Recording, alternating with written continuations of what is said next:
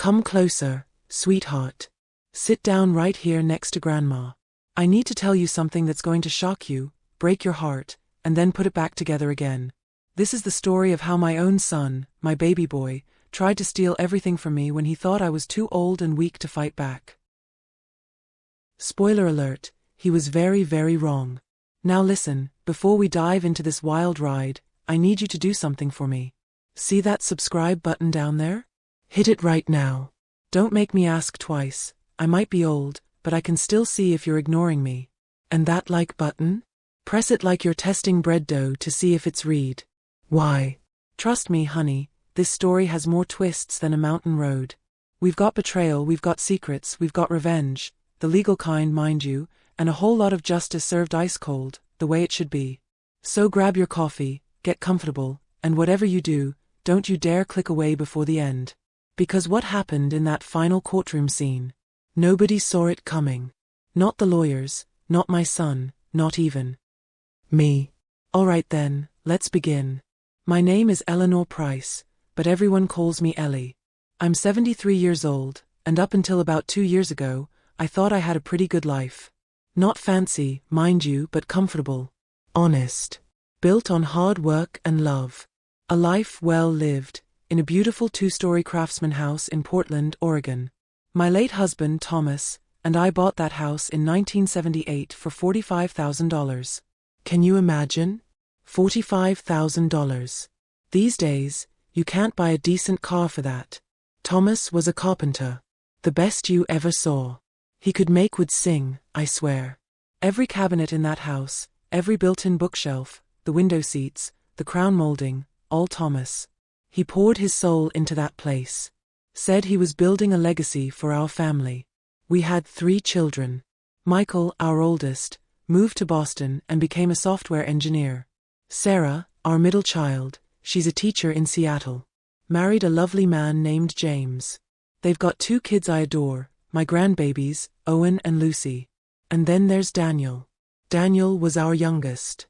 Our surprise baby, born when I was 42 and thought my childbearing days were over. Maybe that's why we spoiled him a bit. Okay, a lot. He was the baby, the charming one with those big brown eyes who could talk his way out of anything. Thomas used to worry about that. Ellie, he'd say, watching Daniel sweet-talk me into buying him something, that boy needs to learn that the world won't always say yes. But I'd just laugh and say Daniel was fine, he was just persuasive. If only I'd listened. Daniel grew up handsome, smart, charismatic. Went to college, we paid for it of course, got a business degree, married a woman named Vanessa who seemed nice enough at first. They had a daughter, my granddaughter Lily, who's now 16 and the sweetest thing you ever did see. But somewhere along the way, Daniel changed. Or maybe he didn't change. Maybe I just finally started seeing who he really was. It started small. Phone calls asking to borrow money. Always had a reason: car repairs, unexpected medical bills, Lily's school expenses. I'd send $500, $1,000 here and there. Thomas, before he passed, started getting suspicious. Ellie, we've given him $15,000 in the last 2 years, he said one night, going through our checkbook. Where's it all going? But I defended Daniel. He was our son. Family helps family. That's what I'd been taught. Thomas died 4 years ago. Sudden heart attack while working in his shed. One minute he was sanding a rocking chair he was making for Lily, the next he was gone. Just like that. I thought grief would kill me too. Some mornings I didn't want to get out of bed. But Michael and Sarah were there, calling daily, visiting when they could. Even Daniel seemed attentive at first, calling every few days, asking how I was managing. Thomas left me the house, paid off. His life insurance policy, $250,000. His pension. Social Security. I wasn't rich, but I was comfortable. Secure. Could live independently in my home for the rest of my days. At least, that's what I thought. The real trouble started about 18 months ago. Daniel's visits became more frequent, but they didn't feel like visits. They felt like inspections. He'd walk through the house, commenting on things that needed fixing. Mom, this roof is getting old. These stairs are getting dangerous for someone your age. Have you thought about what happens if you fall? Vanessa would chime in, all fake concern. Eleanor, this house is so much work. Don't you think a nice apartment might be easier? I'd brush them off. I was 71, not 91. I could manage my own home just fine, thank you very much. But the pressure increased. Then came the incident that should have been my wake-up call. Last summer, I had a small kitchen fire. Nothing major, I'd left a dish towel too close to the stove burner while I was cooking. Caught fire, I grabbed it, threw it in the sink, turned on the water. Done. Barely any damage beyond some soot on the wall. But somehow, and I still don't know how, Daniel found out about it within an hour. He showed up at my door, all dramatic concern, with Vanessa behind him looking like she'd already started planning my funeral. Mom, this is serious, Daniel said, gripping my shoulders. You could have burned the whole house down. You could have died. It was a dish towel, Daniel. I handled it. This time. But what about next time? Mom, I think we need to discuss your living situation. There it was. Your living situation. Not your home or your house. My situation. That's when he first mentioned selling. Mom, have you seen what houses are going for in this neighborhood? Your place could sell for $800,000, maybe more.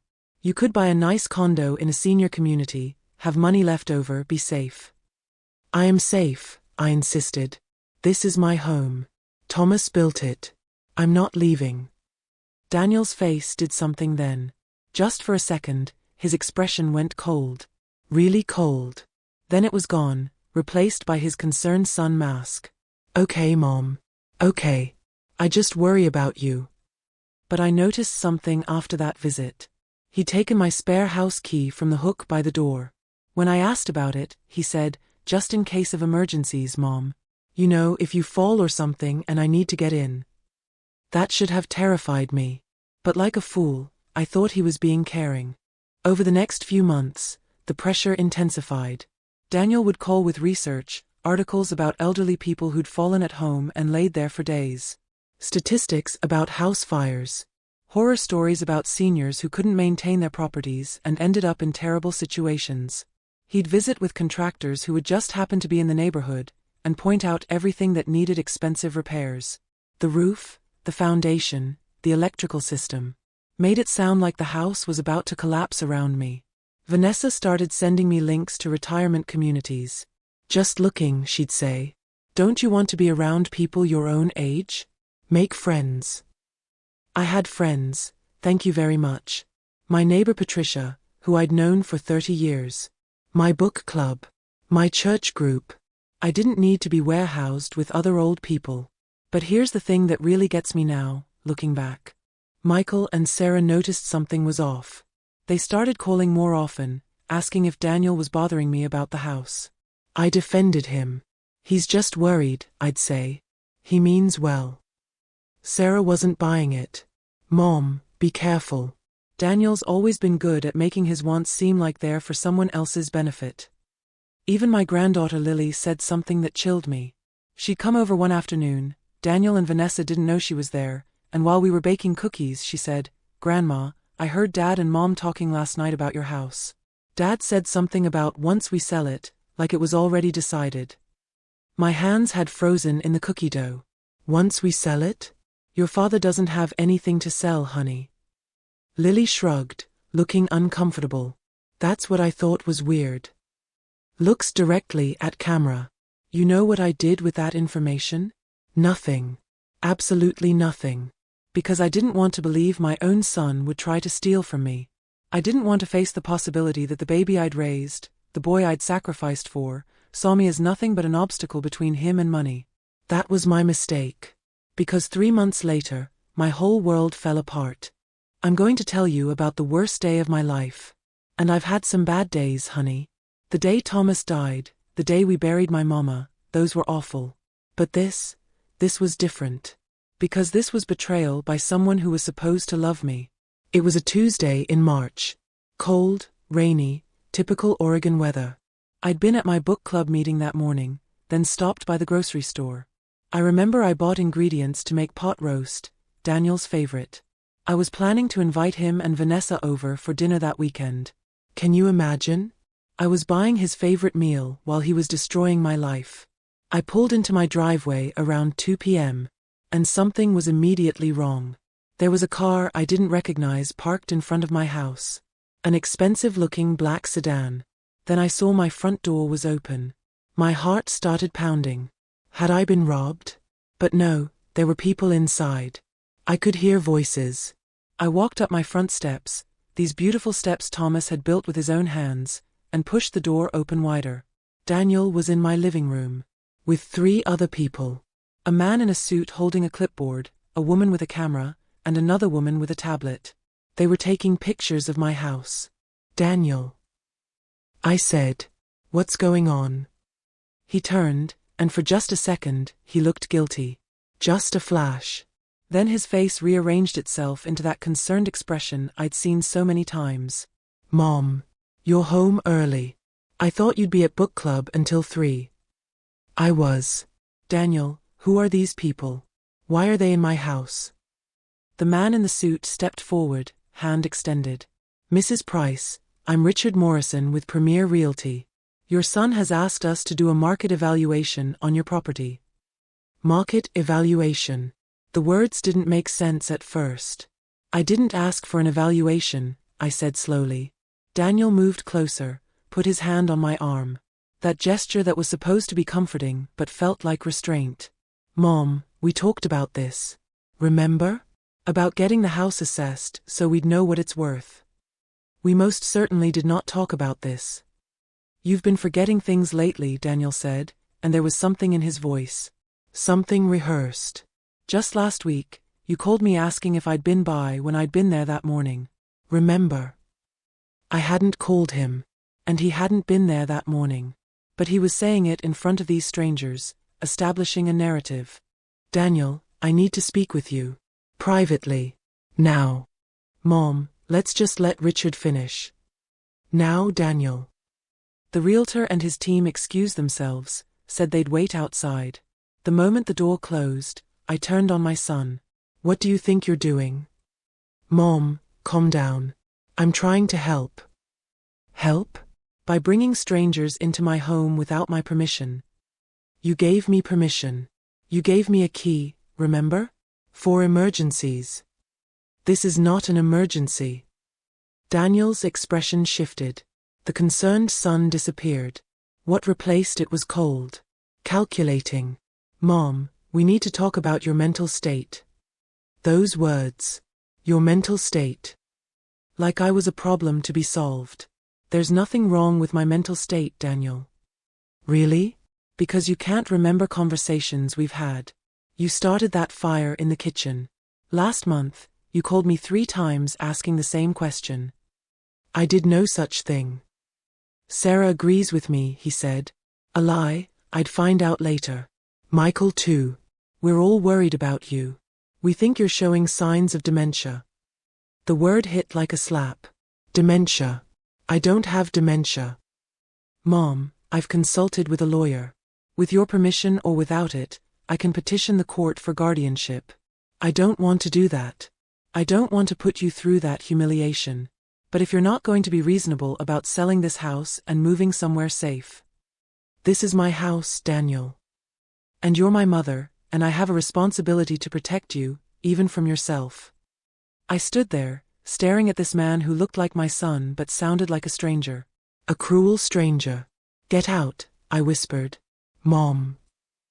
Get out of my house." He studied me for a long moment. Then he smiled. Actually smiled. "Fine. But Mom, this isn't over. One way or another, you're selling this house. You can do it cooperatively, or I can have you declared incompetent and do it anyway. Your choice." He walked out. Just like that. Left me standing in my living room, shaking, feeling like the floor had dropped out from under me. I called Sarah immediately. My hands were shaking so badly I could barely dial. "Mom? What's wrong?" I told her everything. The realtor, Daniel's threats, the guardianship mention. She was silent for a long moment. "That bastard," she finally said. "Mom, listen to me very carefully. Do not sign anything. Do not give him any more keys. And call a lawyer right now. Today. A lawyer? Sarah, he's your brother. He's trying to steal your house, Mom. This is serious. After we hung up, I called Michael. He was even more furious. I knew he was up to something, Michael said. Mom, he called me 2 months ago asking about your mental decline. I told him you were fine, sharp as ever. He got angry, said I wasn't seeing the full picture. He was building a case, I realized. He's been building a case against me. Yes. And Mom, if he petitions for guardianship, even if he doesn't win, it'll be expensive and humiliating. You'll have to prove your competency. He's trying to force you to sell to avoid that. That's when I realized, Daniel had been planning this for months, maybe longer. Every concerned phone call, every visit with contractors, every mention of my forgetfulness, it was all preparation. I was terrified, angry, hurt, but mostly, I was done. Done being manipulated. Done being treated like an incompetent child. Done watching my son try to steal the home my husband built. That night, I didn't sleep. I sat in Thomas's favorite chair, the one he died in, actually, the one I'd kept because it still smelled like his woodshop, and I made a decision.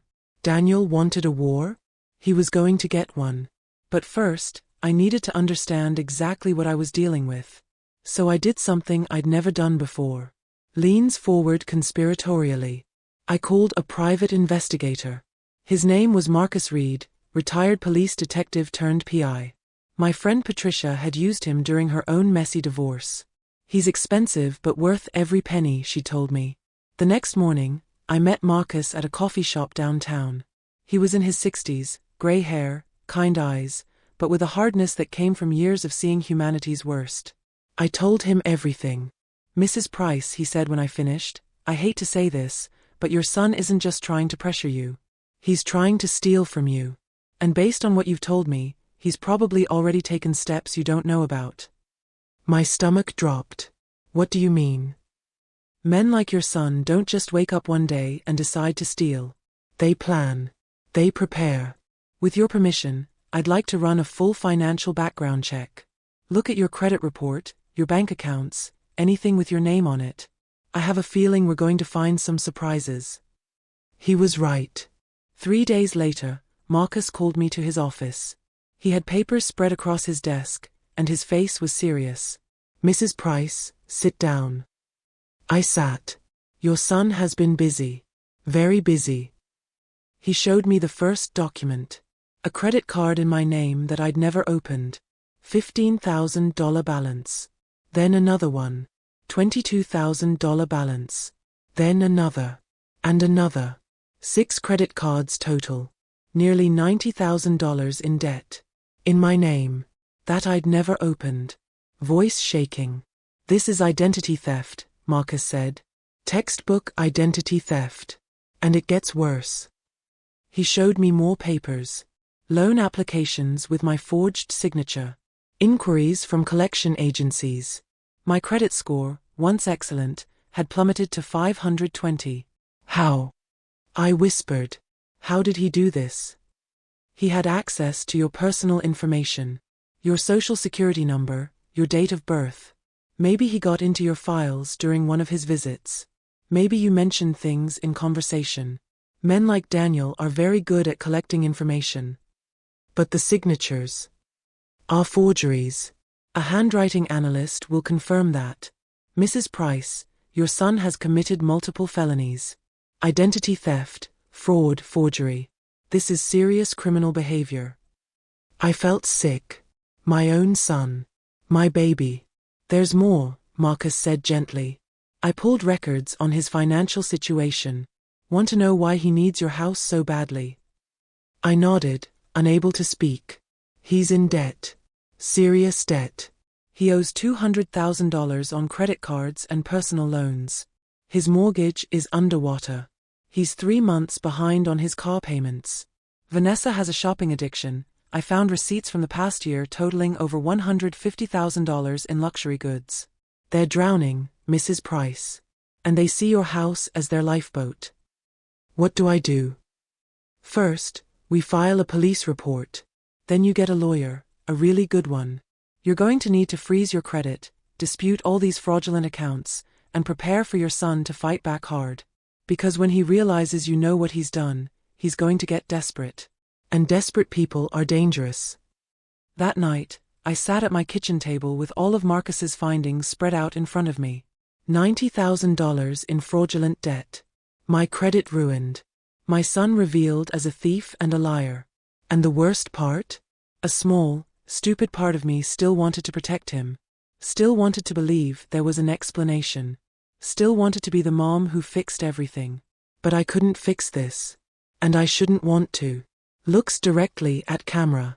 So I made the hardest decision of my life. I was going to turn in my own son. The next morning, I walked into the Portland Police Department with Marcus beside me and a folder full of evidence in my hands. I'd barely slept. I'd cried until I had no tears left. But I was there. The detective they assigned to my case was a woman named Detective Lisa Park. She was maybe 40, with sharp eyes and a no-nonsense manner that I found comforting. "Mrs. Price," she said, after I'd explained everything, "I want you to know that elder financial abuse is taken very seriously in Oregon. What your son has done isn't just morally wrong, it's multiple felonies. If we can prove it." "Can you prove it?" She looked at the documents Marcus had compiled. "Oh yes. This is actually a pretty clear-cut case. The credit cards were opened with your information but sent to his address. The loan applications have signatures that don't match your handwriting. And the timing is suspicious. Most of this activity started right after your husband died." He was waiting, I realized. Waiting for Thomas to die because Thomas would have stopped him. Detective Park's expression softened. "I'm sorry, Mrs. Price. I know this must be incredibly painful. What happens now?" "Now, I open an investigation. We'll need you to come in and give a formal statement. We'll bring in a handwriting analyst to examine the forged signatures. We'll subpoena bank records and credit card companies. And then..." She paused. "Then we'll bring your son in for questioning." "Will he know I reported him?" "Yes. He'll know." I closed my eyes. "He's going to be furious. He's going to be arrested, Mrs. Price. His fury is the least of his problems." That afternoon, I gave my official statement. 4 hours of recounting every manipulation, every pressure tactic, every lie Daniel had told. It was exhausting, humiliating, but necessary. "One more thing," Detective Park said as we finished. "I recommend you file for a restraining order. Your son has already shown he's willing to enter your home without permission and threaten you with guardianship. Once he knows about the investigation, he may escalate." "A restraining order against my own son?" "Mrs. Price, I've worked hundreds of these cases. Trust me when I say, family members are often the most dangerous when cornered. They feel entitled. They feel betrayed that you're holding them accountable. That combination can lead to violence." I filed for the restraining order that day. For the next week, I lived in a strange limbo. I knew the police were investigating, knew at some point Daniel would be contacted, but I didn't know when. I didn't know what he'd do. Sarah flew down from Seattle and stayed with me. "You're not going through this alone, Mom," she said, setting up camp in the guest room. Michael was on standby to fly in from Boston if needed. It was Sarah who was with me when the doorbell rang at 10 p.m. on Friday night. We both froze. "Don't answer it," Sarah whispered. But then my phone rang. "Daniel." Of course it was Daniel. I answered.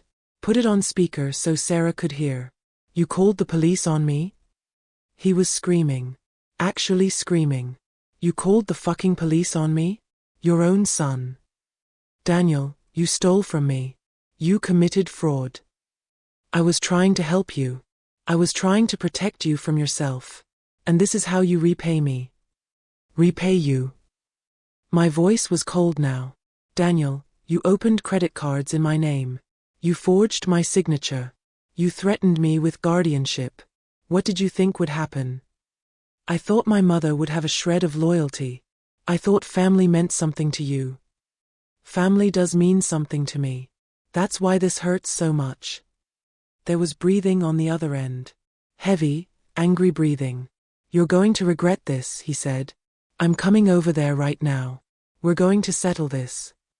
Daniel, I have a restraining order. If you come here, you'll be arrested. Silence.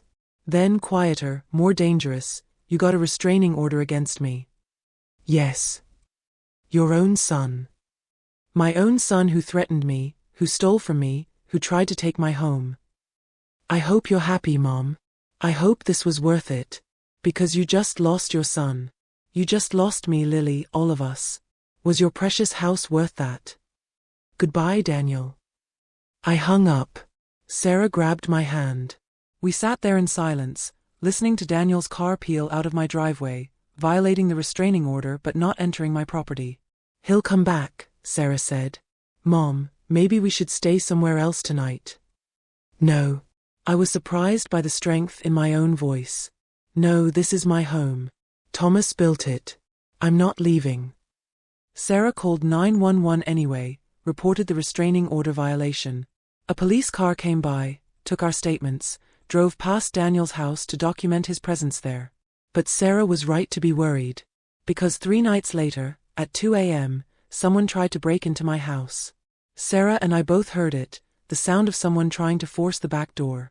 We called 911 immediately, huddled in my bedroom with the door locked. The police arrived in 4 minutes. They found Daniel in my backyard, drunk, with a crowbar, trying to break into his mother's home. He was arrested. Finally, actually arrested. Handcuffed, put in a police car, taken away. I watched from my bedroom window, and I felt nothing. Just numbness. The next morning, Detective Park called. Mrs. Price, your son was released on bail at 7 a.m. But here's the good news. Between the attempted break-in, the restraining order violation, and the evidence we've gathered on the fraud and identity theft, the DA is moving forward with charges. He's looking at multiple felonies. How long until trial? Could be 6 months to a year. But Mrs. Price, there's something else you should know. We searched your son's house this morning as part of the investigation. We found documents. Concerning documents. What kind of documents? Power of attorney papers with your forged signature. Guardianship petitions already filled out, waiting to be filed. And... She paused. A quitclaim deed transferring your house to his name. Also with a forged signature. He was just waiting for the right moment to file it. I couldn't breathe. He'd been planning to steal my house outright. Just forge the paperwork and take it. Mrs. Price? Are you there? I'm here. My voice sounded distant. Thank you for telling me. That's when my grief turned to rage. Pure, cold rage. My son hadn't just been opportunistic. He'd been methodical. He'd forged multiple documents, built an entire infrastructure to steal from me. He'd probably been planning this since the day Thomas died. And I was done being the victim. Detective Park, I said. What do I need to do to make sure he goes to prison for as long as possible? Now, I need to tell you about my lawyer. Her name was Patricia Goldstein, and she was a force of nature. 70 years old, still practicing, specialized in elder law and estate planning. Marcus recommended her, said she was ruthless when defending seniors. He wasn't wrong. Mrs. Price, Patricia said at our first meeting, I've reviewed the evidence Detective Park shared with me. Your son is going to prison. That's not a question. The question is, how do we protect you and recover your losses? I want every penny back, I said. Every fraudulent charge, every dollar he stole, everything. Patricia smiled. It wasn't a nice smile. I can work with that. Over the next few weeks, Patricia filed multiple lawsuits. Civil suits against Daniel for fraud, elder abuse, and conversion of property. Suits against the credit card companies for failing to verify identity. Suits to void every fraudulent debt in my name. We're going scorched earth, Patricia explained. By the time we're done, your son won't have anything left to take. But Daniel and Vanessa weren't going down quietly. They hired a lawyer, an expensive one that I'm sure they couldn't afford. Some slick guy named Harrison Watts who specialized in defending white-collar crime. And Harrison Watts was good. I'll give him that. He filed a motion claiming I had given Daniel permission to access my accounts, that I'd had a pattern of forgetfulness, that this was all a tragic misunderstanding between a concerned son and his aging mother. They produced witnesses: Vanessa's mother, two of their friends, who claimed they'd heard me express confusion about managing my finances, had seen me forget conversations, had been present when I supposedly asked Daniel to handle things. All lies. Complete lies. But effective lies. The preliminary hearing was brutal. Harrison Watts painted me as a confused, vindictive old woman who was angry her son tried to help her and was now claiming abuse to maintain control. "Mrs. Price," he said during cross-examination, "isn't it true that you called your son 3 times in one day last October asking about the same bill?" "No, it's not true." "And isn't it true that you started a fire in your kitchen due to forgetfulness?" "I left a dish towel too close to the burner." "It wasn't forgetfulness. It was an accident."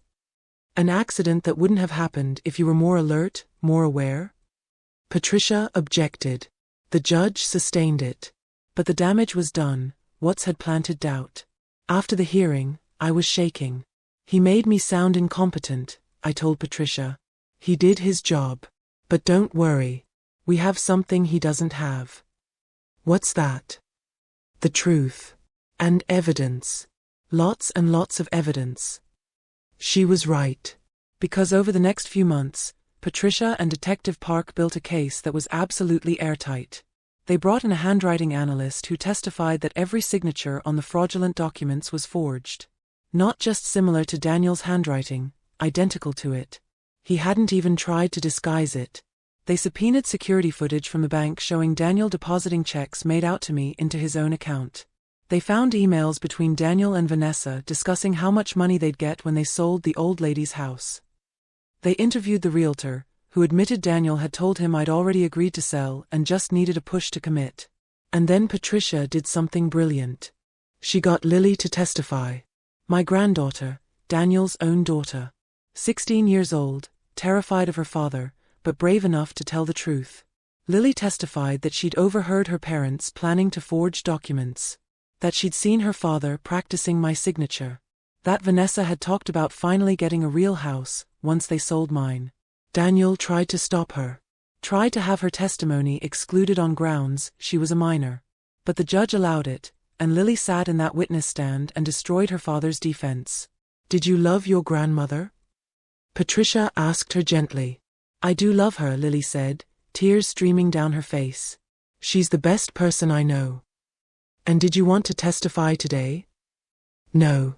But Grandma taught me that the truth matters, even when it's hard. Even when it hurts."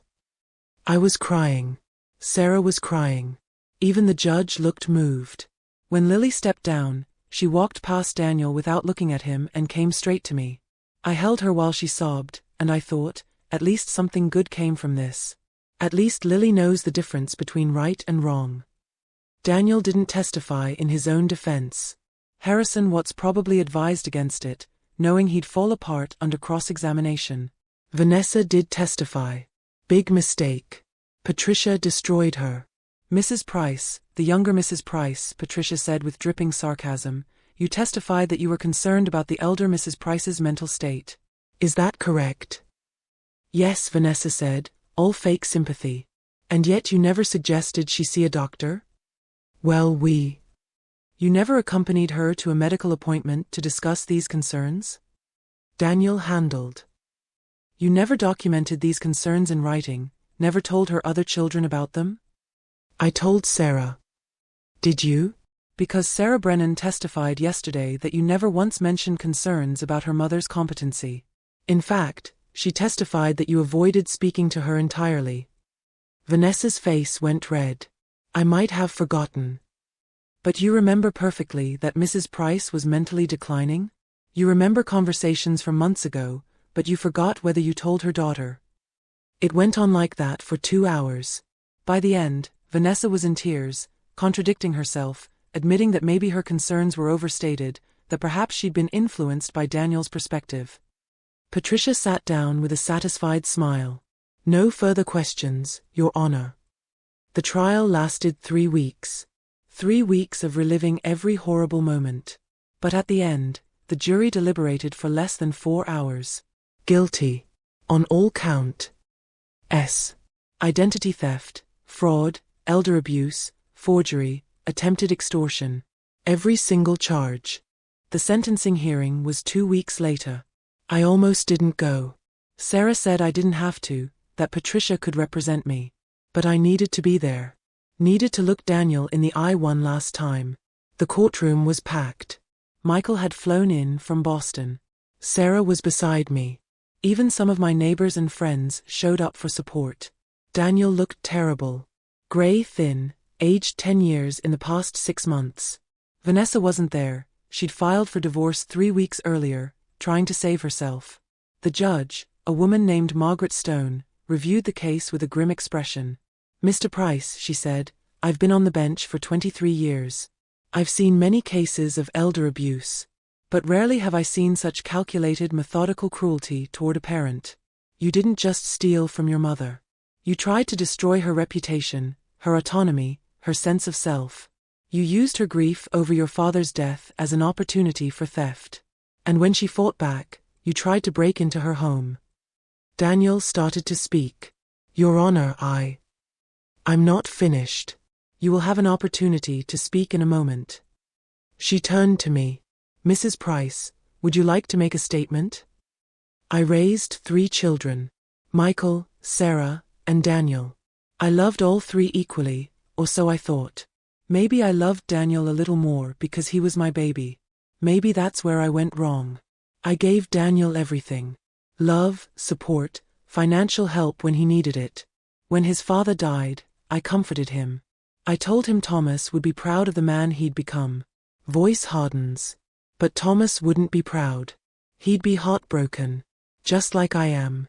Daniel, you asked me if this house was worth losing you. But I didn't lose you. You were already gone. The Daniel I raised, the boy who used to bring me dandelions and tell me I was the best mom in the world, that boy disappeared years ago. You were replaced by a man I don't recognize. A man who saw his mother not as a person, but as an obstacle. A resource to be exploited.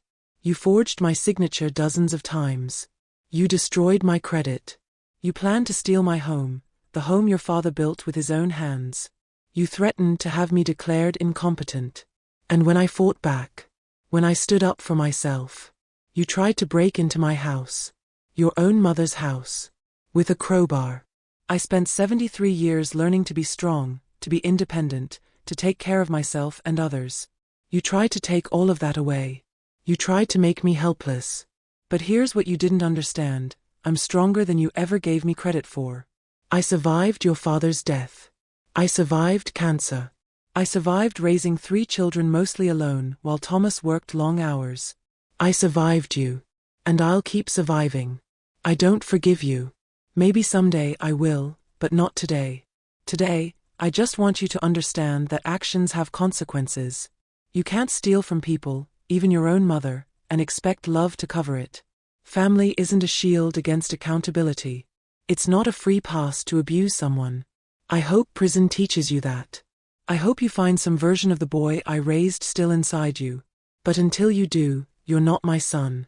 You're just a stranger who stole from me. The courtroom was absolutely silent. Even Harrison Watts, who'd been objecting to everything, sat frozen. Judge Stone looked at Daniel. "Mr. Price, do you have anything to say?" Daniel stood slowly. For a moment, I thought he might actually apologize. Actually show remorse. Instead, he said, "I was trying to help her. She's old," she was confused, "and I was trying to protect her. If loving my mother too much is a crime, then I'm guilty." Michael made a disgusted sound beside me. Sarah gripped my hand tighter. Judge Stone's expression went cold. "Mr. Price, I gave you an opportunity to show remorse, to take accountability. Instead, you've demonstrated that you still believe you did nothing wrong. That concerns me greatly."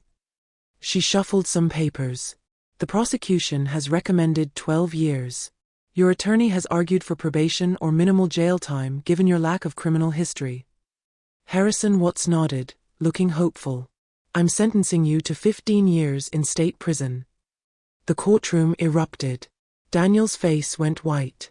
Watts jumped up, objecting. But Judge Stone slammed her gavel. "Additionally, you will pay full restitution to your mother in the amount of $127,000, the fraudulent debt plus legal fees." You will have no contact with Mrs. Eleanor Price for the rest of her life unless she initiates it. And upon release, you will be on probation for 5 years. She looked at Daniel with pure contempt. Mr. Price, you betrayed the person who gave you life, who raised you, who loved you. You deserve every day of this sentence. Court is adjourned.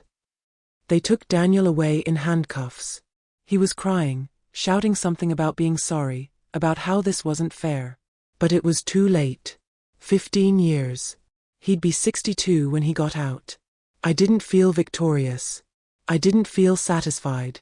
I just felt empty. Relieved, yes. Safe, definitely. But mostly empty. Sarah hugged me. It's over, Mom. It's finally over. And it was. The criminal trial was done. The civil suits would take longer, but Patricia assured me we'd win them too. Daniel's assets would be seized, sold, used to repay me. Vanessa's divorce went through. She moved back to California with nothing. Lily chose to stay in Portland, moved in with me. Said she couldn't live with her mother knowing she'd been part of it all. My granddaughter and I, we've built a good life. She's 19 now, going to Portland State, studying social work. Says she wants to help people escape abuse. That she wants to be nothing like her father. Michael visits more often now. Sarah calls every day. We've become closer through all this pain. And the house? My beautiful house that Thomas built? It's mine. Truly, completely mine. No one can take it from me. Sometimes I walk through the rooms and touch the woodwork Thomas created, and I talk to him. We protected it, my love, I say. We kept our home. So here's what I learned through all of this, my darling viewers. Family isn't defined by blood. It's defined by loyalty, by love, by respect. Daniel was my biological son, but he stopped being family the moment he chose greed over love. You are never too old to fight back. Society wants us to believe that elderly people are helpless, that we should just accept mistreatment quietly. But we're not helpless. We're survivors. We're warriors. And if someone is stealing from you, abusing you, manipulating you, even if it's your own child, you have the right to protect yourself. You have the right to demand justice. I'm 75 now. I've lived through a lot. But I've never been more at peace than I am right now in this house, with Lily, with my real family around me. Daniel writes me letters from prison sometimes. I don't read them. Maybe someday I will. But not yet. For now, I'm just living. Really living. And that's enough. Now, my darlings, before you go, I need to know something. Where are you watching from? Drop your city, your state, your country in the comments below. I want to see how far this story has traveled. I want to know that somewhere out there, maybe someone who's going through something similar will see this and know they're not alone. If this story touched you, if it made you think, if it gave you strength, hit that subscribe button. Smash it like you're kneading bread dough. Because I've got more stories to tell, more wisdom to share, and I'm not done yet. Not by a long shot. And share this with someone who needs to hear it. Maybe someone who's being pressured by family. Maybe someone who thinks they're too old or too weak to fight back. Show them they're wrong. Remember, you deserve respect. You deserve safety. You deserve justice. Don't let anyone, family or otherwise, tell you different. Until next time, my darlings, keep standing strong. Keep fighting the good fight. And never, ever let anyone steal your peace. Now go make me proud. And don't forget to leave that comment telling me where you're watching from.